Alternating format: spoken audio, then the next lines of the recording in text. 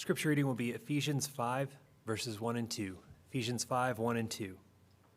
Therefore, be imitators of God as beloved children, and walk in love as Christ loved us and gave himself up for us, a fragrant offering and sacrifice to God.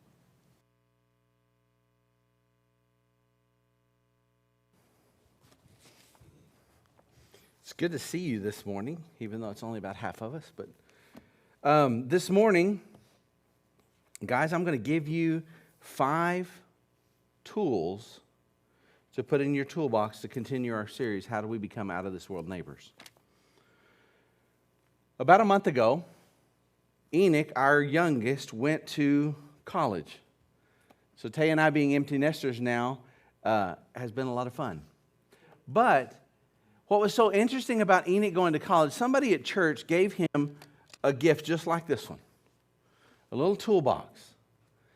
And it was such an exciting thing for him that he raided my toolbox to fill up his toolbox so that when he went to college, he would have everything he needed for his dorm. And sometimes I would watch him, and he actually, after about a week at school, he said, "Dad, I had to use my tools." And he was all excited about using his tools.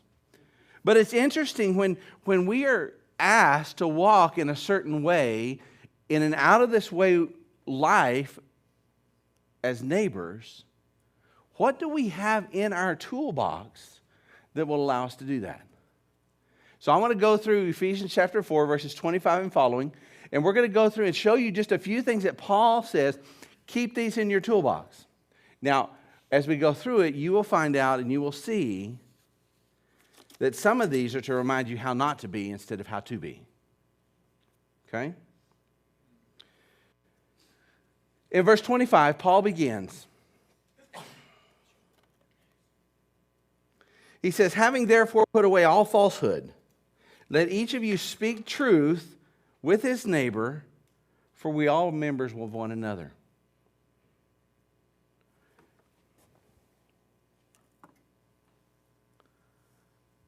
When we live our life as Christians, sometimes we don't quite say what we mean.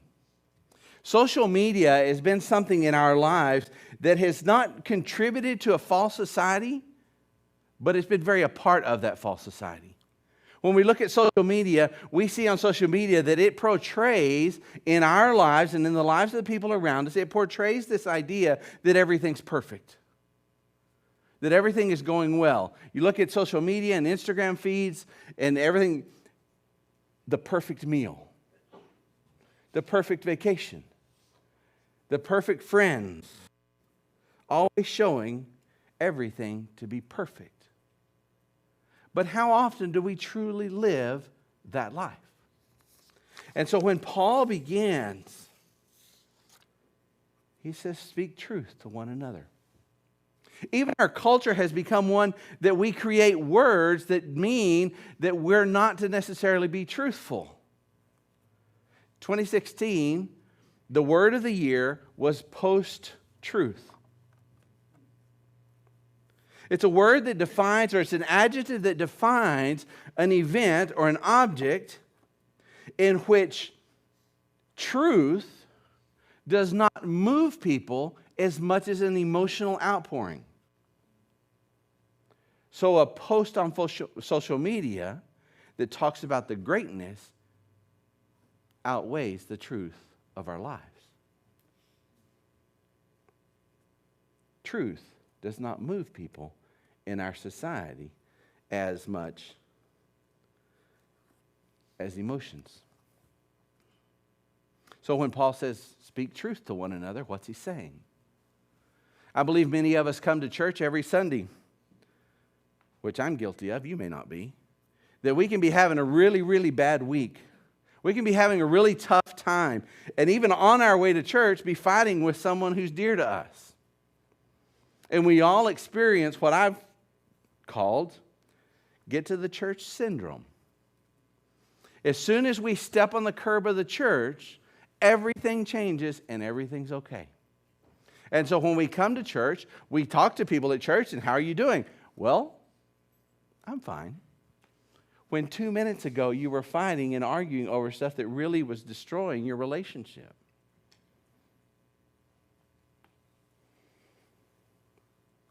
are we truthful to one another? This first object is a mirror. What does a mirror do for us? A mirror gives us the idea so that we can see what is in the mirror. We can see exactly what's going on in our lives. So as we look at this idea of Paul talking to us about being truthful, let us create an environment in our lives, among our people, where we honestly share about what's going on in our lives. How do we do that? How do we become truthful speakers? Well, if you're going to speak truth, you've got to trust others with truth. And you've also got to be trustworthy. You have to give them the opportunity to share your most intimate secrets. So we have to become truthful and trustworthy. And we have to be open to new people, because some of us don't even know that new people are around us that need us to be truthful with. And finally, we have to learn to listen. Because part of being truthful to one another is about learning to listen to one another.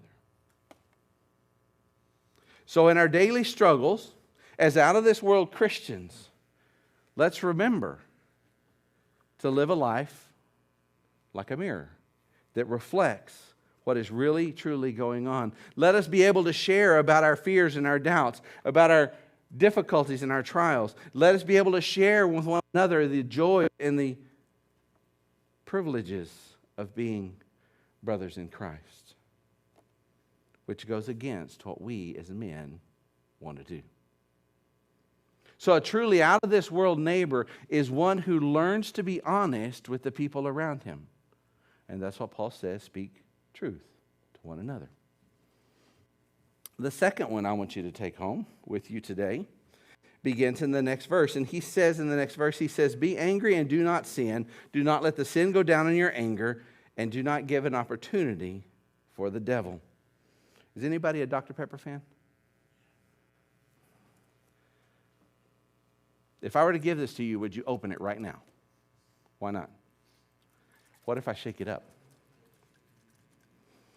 If I began to shake up this Dr. Pepper, it's not quite as appetizing as it would be if it wasn't shaken up. Now, if I were to open this right now, Robert Lurero would be really mad at me. It would just go everywhere. And actually, when we first looked through this sermon, Matt actually wanted to make me open it. But the best I could do is this, because I'd rather Matt be mad at me than Robert be mad at me. But in that process, what is happening in our lives? We're filling up, and we're building up. But there's also another type of Dr. Pepper that I could do the same thing to.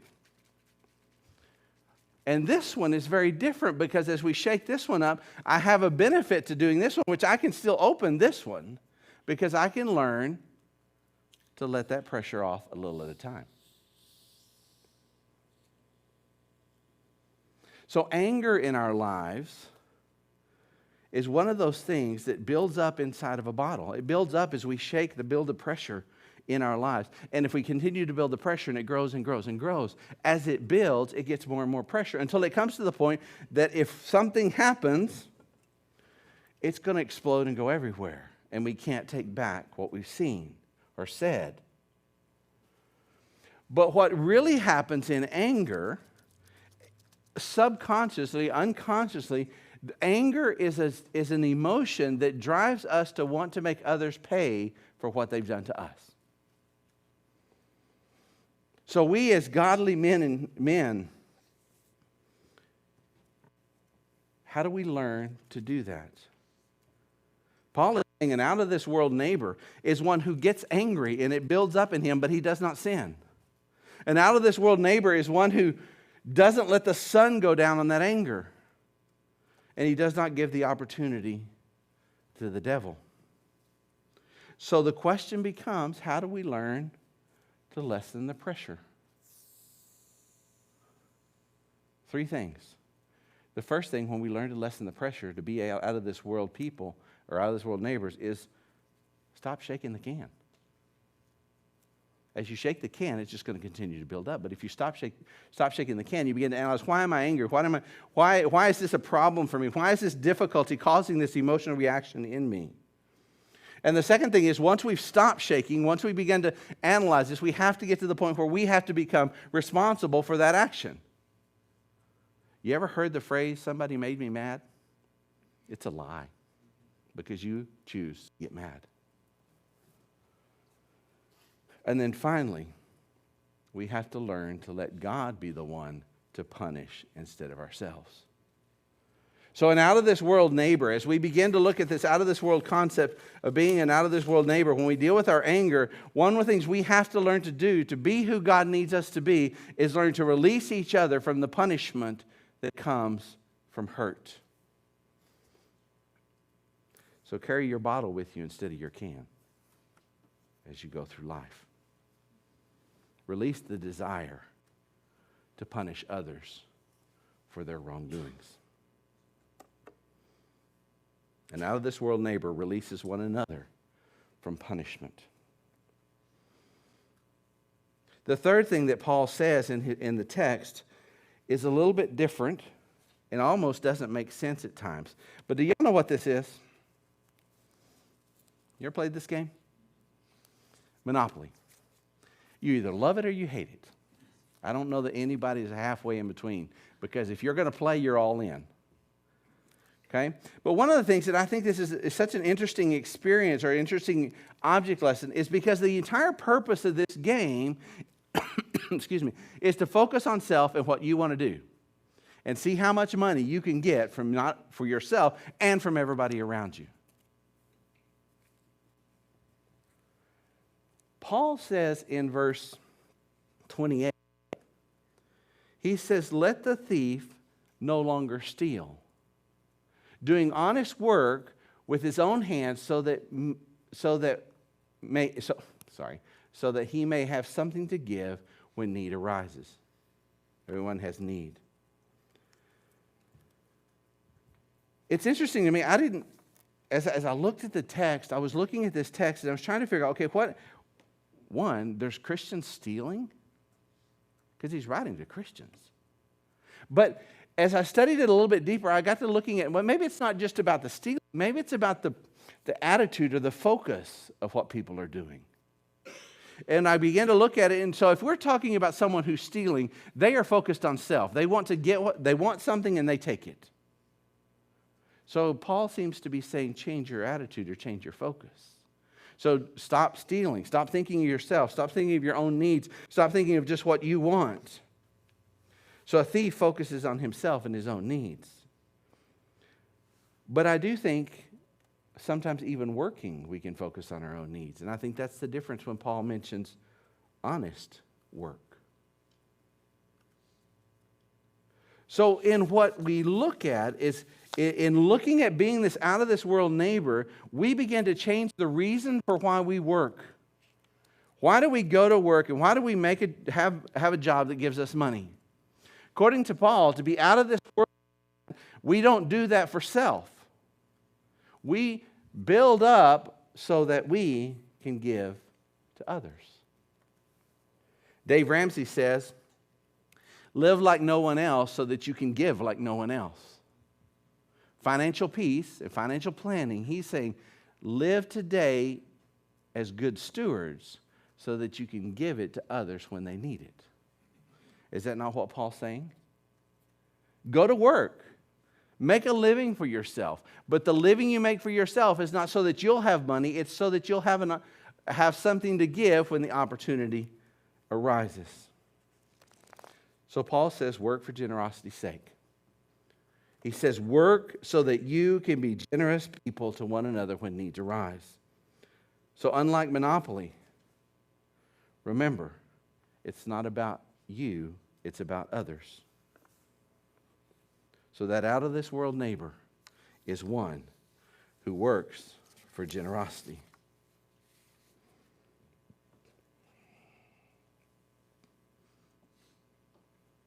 The next thing Paul says, and really it's rather simple, I think, but it's not.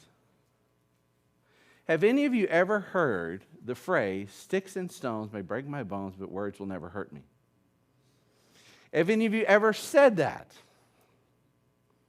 That's the biggest lie told to us since we're little kids.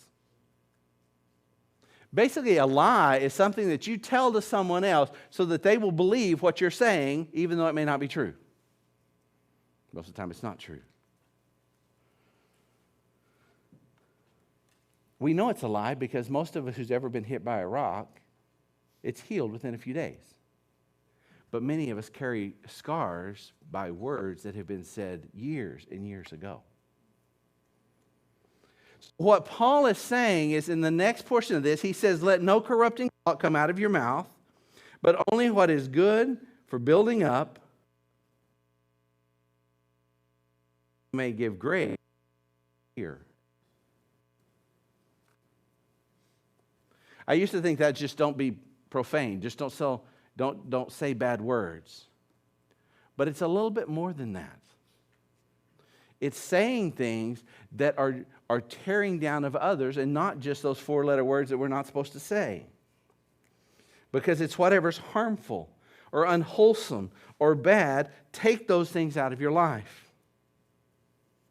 In our 2023 vernacular, it might be things like sarcasm, digs, slams, criticism, cut-downs, slander, or how about the whole idea of gaslighting? Those are the rocks that we throw. And Paul says, don't let the rocks come out of your mouth. And how do we do that? How do we make sure that doesn't happen? How do we become these out-of-this-world neighbors? Well, we have to look at this idea that whatever I say is about building others up. Try it. Challenge yourself to look at what you say. Is it building or tearing down? Is it encouraging them or discouraging them? Is it lifting their spirits or tearing their spirits down? Is it blessing their lives? If what you're saying to other people, is it blessing their lives or not? And is it giving them grace? Because Paul is calling us as out-of-this-world neighbors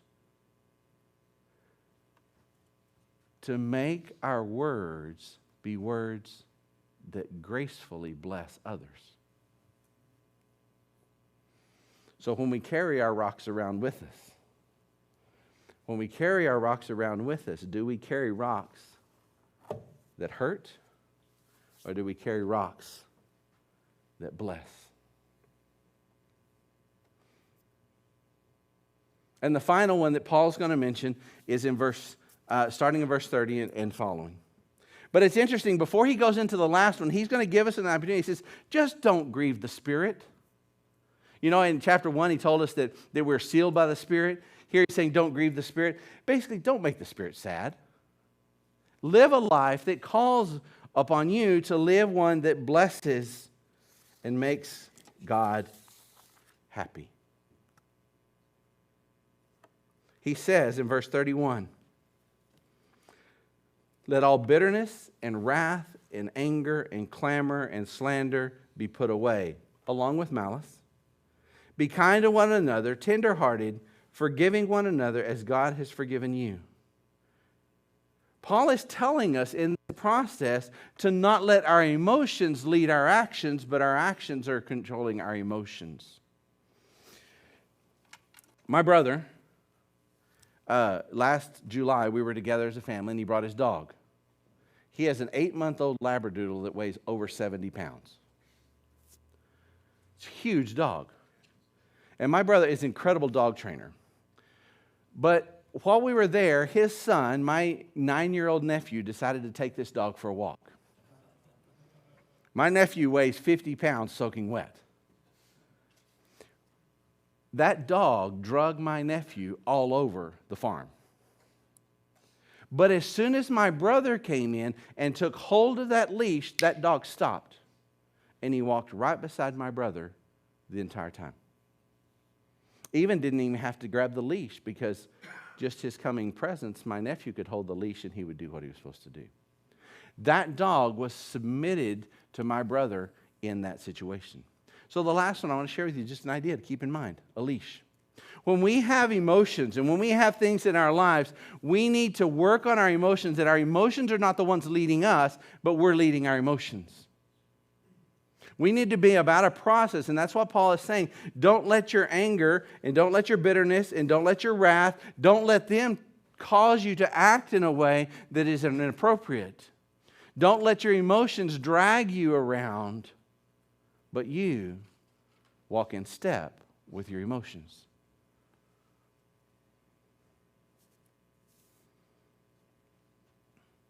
The world lives with emotion-led lives.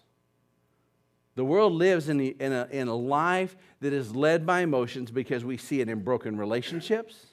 We see anger at the drop of a hat. We see road rage around every corner. We see controlling of others to get what we want. We see slandering others to make us look better. And we could go on and on and on and on. That's the way the world lives. But Paul tells us, he says, take those emotions, don't deny those emotions, let them be, but you take control of the emotions so that you can be kind and you can be compassionate and you can be forgiving.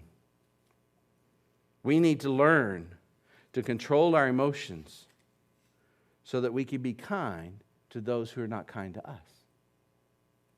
We need to learn to manage and lead our emotions so that we can be compassionate and tenderhearted to people who do really stupid things. And they may deserve what they got. And finally, we need to learn to be forgiving and gracious to those who sometimes even may not deserve it. Because that is leading your emotions instead of your emotions leading you. So an out-of-this-world life, an out-of-this-world neighbor is one who is capable of leading his emotions to where they need to be able to be and act the way God needs us to be.